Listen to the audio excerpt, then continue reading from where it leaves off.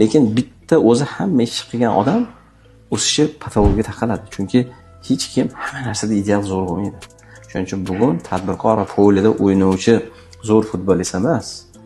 Tashqaridan maydonda tashqarisida turgan trenerni ilmini o'rganish kerak va kim nima qilishni bilib, ya'ni o'zi tijoratini o'sish uchun nima vazifalar bor va uni kim bajaradi, yaxshi kadrlarni topish kerak. Kim qayerga qo'yish kerak? Korxonasini strategiyasi bilan shug'ullanish kerak. Ya'ni men o'zi niyatim qanaqa?